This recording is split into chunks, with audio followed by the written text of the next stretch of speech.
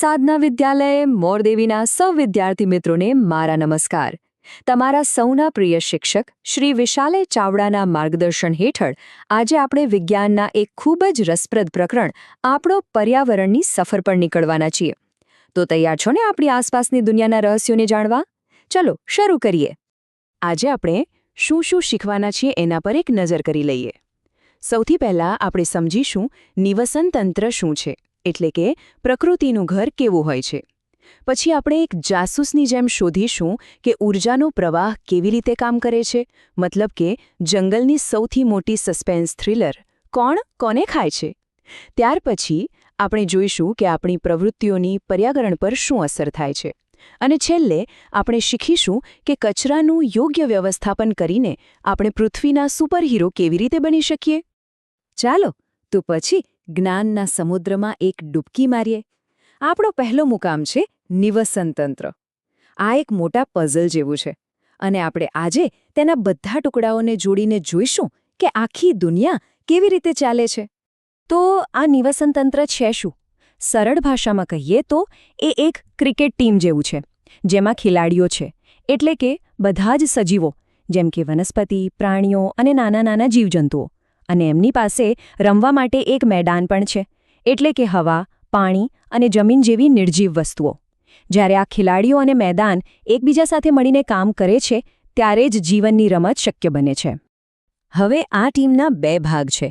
એક છે જૈવિક ઘટકો, એટલે કે બધા જીવતા જાગતા મેમ્બર્સ, ઝાડપાન, પશુપંખી અને આપણે નરી આંખે ન જોઈ શકીએ એવા સૂક્ષ્મ જીવો પણ. અને બીજો ભાગ છે અજૈવિક ઘટકોનો. ભલે તે જીવંત ન હોય, પણ એમના વગર તો રમત જ શક્ય નથી, જેમ કે સૂર્યનો તડકો, વરસાદ, હવા અને માટી. અને ખબર છે, નિવસન તંત્ર પણ અલગ અલગ પ્રકારના હોય છે. જંગલ કે તળાવ જેવા કુદરતી નિવસન તંત્ર તો પ્રકૃતિ પોતે જ બનાવે છે. પણ શું આપણે આપણું પોતાનું નિવસન તંત્ર બનાવી શકીએ? હા, બિલકુલ. તમારામાંથી કોઈના ઘરે માછલી ઘર છે? જો હોય તો અભિનંદન. તમે પોતે જ એક સુંદર, નાનકડું, માનવસર્જિત નિવસન તંત્ર બનાવ્યું છે. તો ટીમ અને ગ્રાઉન્ડની વાત તો સમજાઈ ગઈ. હવે શરૂ કરીએ અસલી એક્શન. પ્રકૃતિની સૌથી મોટી અને રોમાંચક ગેમ. ખાઓ અથવા તો ભોજન બની જાઓ. ચાલો જોઈએ આમાં કોણ જીતે છે. આ બધી રમત શરૂ થાય છે એક આહાર શૃંખલાથી. જરા કલ્પના તો કરો, એક તીતી ઘોડો મજાથી ઘાસ ખાઈ રહ્યો છે. ત્યાં જ ટપ્પત દઈને એક દેડકો આવે છે અને બિચારા તીતી ઘોડાનો નાસ્તો કરી જાય છે. પણ ઊભા રહો, વાર્તા અહીં પૂરી નથી થતી. એક સાપની નજરે દેડકા પર છે અને એ સાપની ઉપર હવામાં એક બાજ ચક્કર લગાવી રહ્યું છે. આ તો ક્યારેય ન પૂરી થનારી લંચની લાઈન છે. આ આહાર શૃંખલાના દરેક સ્ટેપને પોષક સ્તર કહેવાય છે. એક પિરામિડ જેવું છે. સૌથી નીચે પાયામાં છે ઉત્પાદકો, એટલે કે આપણા રસોઈયા, વનસ્પતિઓ, જે સૂરજદાદાની મદદથી પોતાનું જમવાનું જાતે બનાવે છે. પછી આવે એમને ખાનારા શાકાહારીઓ અને છેક ટોચ પર બિરાજે છે માંસાહારીઓ, જે બીજા પ્રાણીઓનો શિકાર કરે છે. હવે એક મજેદાર પણ થોડી દુઃખદ વાત કહું. જ્યારે કોઈ પ્રાણી બીજાને ખાય છે, ત્યારે તેને પૂરેપૂરી એનર્જી નથી મળતી. હકીકતમાં માત્ર 10% ઊર્જા જ આગળના સ્તરમાં પહોંચે છે.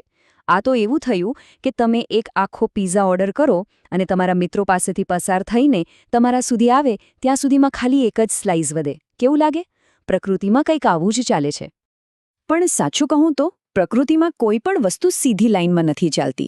અહીં તો એક મોટી ગરમાગરમ ડિનર પાર્ટી ચાલે છે, જ્યાં કોઈ પણ કોઈની પણ પ્લેટમાંથી ખાઈ શકે છે. આ બધી ગૂંચવાયેલી આહાર શૃંખલાઓ મળીને બનાવે છે આહાર જાળ. સમજી લો ને, પ્રકૃતિનું પોતાનું સોશિયલ મીડિયા નેટવર્ક. આપણે જોયું કે પ્રકૃતિનું સંતુલન કેટલું નાજુક અને અદ્ભુત છે.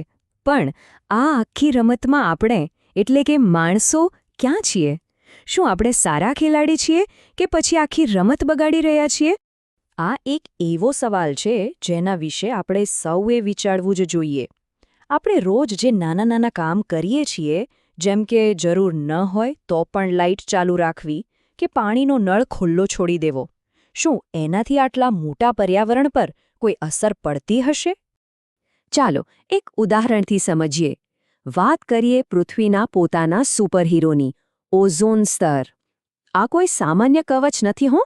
આ તો એવું સુરક્ષા કવચ છે જે આપણને સૂર્યના ખતરનાક પારજાંબલી એટલે કે યુવી કિરણોથી બચાવે છે, જાણે કે પૃથ્વીનું પોતાનું પર્સનલ સનસ્ક્રીન લોશન. તો આ સુપરહીરો બને છે કેવી રીતે?